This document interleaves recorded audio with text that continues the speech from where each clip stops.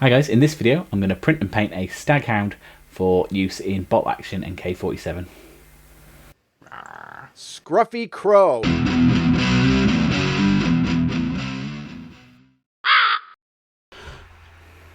Okay, we're going to start with these files.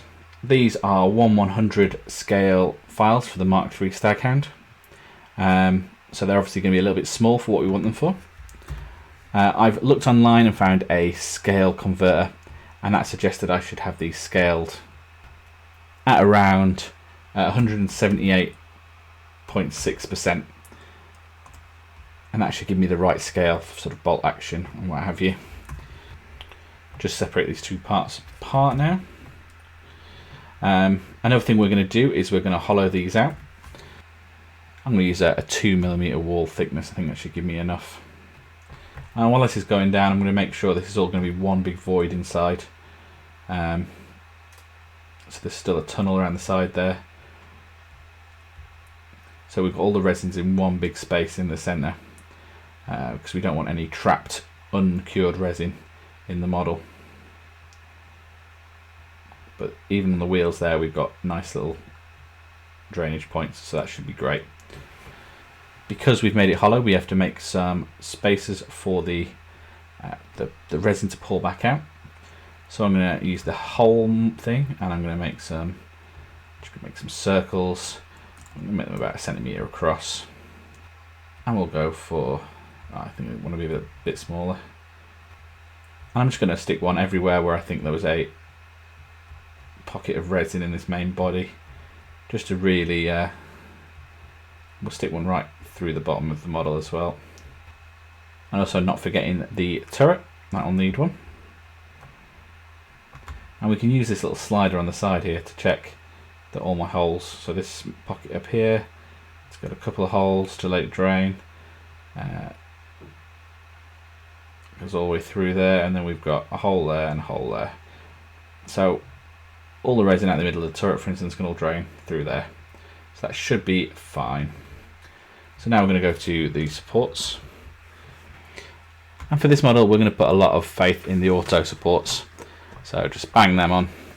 And then I'm just going to go around and see if there's anywhere else that I think would benefit from a little bit more. I think all the major spots have been covered. Underneath here, I think I could probably do with a few more, because we don't want this to sort of get too saggy and lumpy on the back here. We also don't want it to peel off the bed. And notice here that every single one of these studs on the bottom has got its own support. That should make it nice and neat, if I'm honest, and they should be fairly easy to clean off the tops of the studs. I'm going to get these vents, because they kind of stick out a bit, make sure they're nicely supported, and we're going to stick a few more of these sort of little surface ones in under these headlights, just so that stays nice and upright. I'd rather clean these off than have a wonky model. I'm going to print this at 0.05, which is my sort of standard scale I print everything at. That should be more than sufficient. Because this model's only 1/100, you do have some of these sort of low resolution curves. It's not so much going to be a problem under here, because you'll not see that. But on the tops of these hubcaps, it's a little bit annoying. But I could not find a reasonable full scale model of this. So I'm not going to look a gift horse in the mouth. So I'm going to slice this now, save it to my USB, and bang it in the printer. Okay, so the print is complete. It looks like it has come out okay.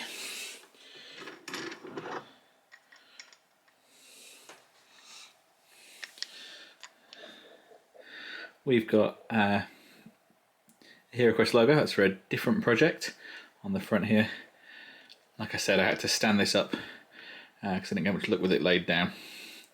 And they're the holes I made. And it appears to have come out okay. And here it comes out of the wash. You can see the details a bit clearer now, and yeah, I think that has printed pretty well. We've got a lot of cleaning up to do. So as you can see, I've removed most of those supports from the outside. I have noticed that we have got one little bit of misprint here. We've got a flat wheel, which is a bit annoying. But other than that, it appears to have come out perfectly. The two parts do fit together, and despite the fact it's been scaled up some way, it does look perfectly good at this scale, and looks to have been the right scale and everything. So I'm pretty happy with the way it came out. I've separated the two parts again, and I'm going to put them back in the little chip fryer basket. And just give them another couple of minutes in there. Okay, so I gave the tank a quick brush down with a toothbrush to make sure we got every single little bit. Okay, so here is out the cure machine. And I said the turret fits in quite nicely. I'm just going to get my clippers, and I'm just going to remove the rest of the little supports. And here we've got a place where we could have probably done with some more supports, because as we can see there was nothing holding this up, and it appears to have started to peel away layer by layer. So if I printed this again, I would know that I'd need something else in there. This little undercut was something I was worried about, but that appears to have printed without any trouble. In general, the cleanup on this, it's going to take me a few more minutes, but it's no more arduous than cleaning up a resin model from, say, Warlord. If anything, it's going to be a little bit quicker. And every single one of these studs on the back here had a support. Put a quick slide over with the file, and you wouldn't even know. Okay, so this guy has stopped leaking now, and it's had a coat of Halford's Grey primer all over. We are going to start with some model colour, Vallejo model colour Russian uniform. I don't use this very often, so I'm going to have to give it a good mix. And I'm not going to go into all the details of how I do my tanks, because I paint them all the same. It's basically just using the painting guide that Warlord do. And if you want to see it in some more detail, you can check out my comic video, which I'll link in the description. But yeah, I'll basically be following exactly the same steps as when I painted the comet. Okay, so now we've got a nice even coverage with that. We're going to go with some Agrex Earthshade. Okay, now that that's dry, I'm going to take that back a little bit with a healthy dry brush of the Russian uniform. And I'm going to end up knocking off most of the darkest parts on the flat bits. What we're aiming here to do is just mostly keep that wash in the nooks and crannies. So next up, I've got a mix of Russian uniform and dark sand. And we want this to be a nice highlight dry brush, so we're just concentrating on edges. And really, we should just be picking up all the details with this. Okay, so now all those layers have had some time to dry, we're going to look at some transfers. I'm not going to spend too long looking at real historical versions for a few reasons. One is there's not always a clear idea of exactly what they'd look like. You know, if you Google any sort of World War II vehicle, in my experience, you get a few conflicting setups of, you know, real historical options. And I'm aware that on the most part what people did was just cover over the markings to make them a less hard target. And I like sticking a load of transfers on my vehicles, and I'm not too worried about historical accuracy. Okay, so that's the transfers on. I had a bit of a mare with these transfers. I had a couple of dodgy ones. My first one, it wouldn't soften, and it just was impossible to get onto the model.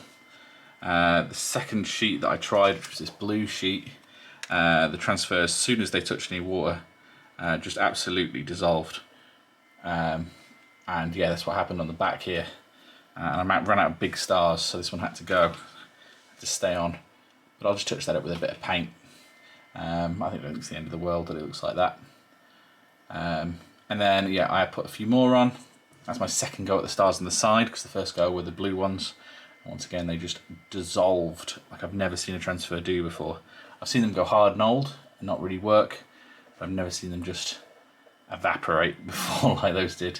But I found another sheet. Unfortunately, I'd used some of the big star out of this already. But I found another sheet and we got some markings, and I did a quick Google and this seems about accurate. And then they've had a coat of the Lamian medium, which is still drying in some places, and that should knock the shine of the gloss varnish back off. So all of the transfers and the medium that I used to cover them over have dried. I think that's worked quite nicely. I've gone back in with a little bit of Delvin mud, and I've just shaded underneath the gaps there to put a little bit of dirt on that line there, and under there as well. And I've gone around just in anywhere I think would have collected a little bit more grub. Okay, so I've started with a little bit of grey, and there we go, that's about as neat as it's going to be. Now we're just going to use a little dab of pure white, and I'm going to take a little bit of Agrex Earthshade, and those bits, nice fresh bits that I just did, just going to weather them down a little bit. And they should just blend in with the rest of the transfer quite nicely. So next up I've got my little tool here. This is just some sprue foam attached to a makeup brush handle. And we've got some black. I'm just going to put some on this palette. I'm just going to dab it, and we want it to sort of, that kind of effect there on the end.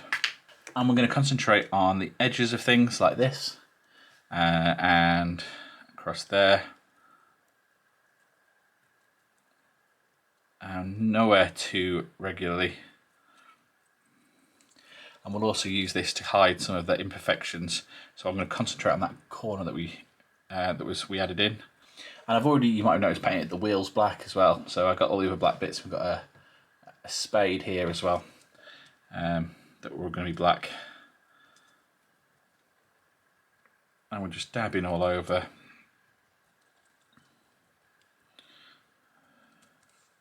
And the unevenness of my sponge has meant I've ended up with some little dots where it's pressing down. But that's fine, because we don't want this to be, any of this really to be even. We want this to be about as random as possible. Now for one of the last little bits, we've got some cold steel here. Mix that nice and well. And anywhere where a few of those black speckles sort of clump together, so around the edge of here, I'm just dabbing on a bit of this. A bit like that. And we're trying to simulate a bit of wear, a bit of damage. So stuff like this here, it's just almost like where the paint's just been scraped off. But here it could have been sort of shrapnel or something, I don't know. We can do the spade while I'm here. Not the whole thing, because I imagine this would have been darkened down. Anyway, just give it a little brush over to show it's metallic. Those three dabs that looked a little bit too regular on the front, I'm going to just give them a little silver dot each. Sort of representing maybe that's been shot at. And I think having the transfers underneath these layers means that they look way more sort of part of the... So this is an interesting bit. This is the whole, as you see, I saw at the beginning, the whole model was orientated that way. So this bit was purely rested on the supports. So it has kind of sagged and bagged a little bit. Don't know what I can show it on the camera, but this little section here is kind of bumpy when it should just be a completely smooth bit. But I've certainly seen worse in resin casts. And yeah, it's underneath at the back, so I'm not necessarily worried, which is why, as I said, I orientated it that way. Don't forget the wheels, of course, they'd have seen some stress. While we're thinking about the wheels, I've got some Great Coat Grey here. It's a good paint for highlighting black. I'm going to use this to just go around the edge of the tyres, just to sort of pick up a little bit of that detail. I'm not spending too much time on this, because we're going to be covering a whole bunch of this up in a second. Yeah, something a little bit like that. Maybe a little bit less grey there. Okay, and for my, I think, final step, I've got some browns here. We've got some Bugman's Glow, Rhinox Hide, and this Gun Corpse Brown that I use for a lot of base sort of colours. Just general sort of earthy, muddy colours. And we are going to stipple these on using the same brush. And this is just for the tyres, really. I'm just going to start with the brown. And to be honest, I've never tried this with wheels before. This is how I would do it if it was tracks. So I'm just going to follow the same sort of idea. I'm not washing the dabber in between, so we're getting these sort of weird mixed up kind of shades. And then a little bit of the lightest shade to end up on just so we get the most variation. And there we have it. I think that is sufficiently weathered. I like the way the transfers have come out. And I am pretty keen on the model in general. So as I said at the beginning, this is a model that I've been keeping my eye out for a while. We've been wanting one for games of bolt action. And there's a few things that give it away that it's 3D printed. Like you can see these lines here. But that's more because it's a low poly model and that I've scaled up. They're there rather than the fact it's 3D printed, because obviously the 3D printer can actually do curves like that very nicely. But I think at a glance, you know, the 3 foot rule or whatever they call it, you wouldn't necessarily, it doesn't scream 3D printed like some of the filament prints that I've ever seen before. And in general, that's going to be a very nice gaming piece, and I'm really happy with the way it came out, and I can't wait to use it in a game. And that's all for this video. Please let me know what you thought down in the comments. Maybe subscribe for more. And as ever, thanks for watching. Bye.